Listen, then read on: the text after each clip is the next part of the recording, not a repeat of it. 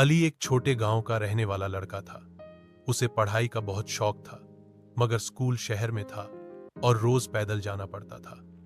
अली का ख्वाब था कि वह एक दिन इंजीनियर बने, मगर रास्ता आसान न था। वह कई बार इम्तिहानों में नाकाम हुआ। दोस्तों ने मजाक उड़ाया, रिश्तेदारों ने ताने दिए, लेकिन अली ने हार न मानी। हर असफलता के बाद वह और अधिक मेहनत करता। वह कहता, असफलता मुझे सबक देती है और मैं हर बार सीखता हूं। उसकी मां उसका हौसला बढ़ाती और कहती, बेटा, कोशिश करने वालों की कभी हार नहीं होती। वक्त गुजरता गया।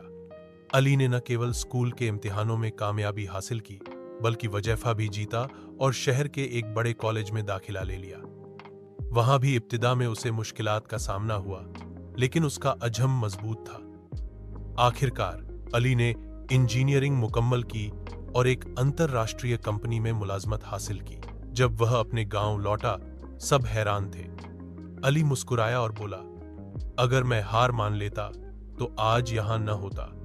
कोशिश करते रहना ही सफलता की कुंजी है।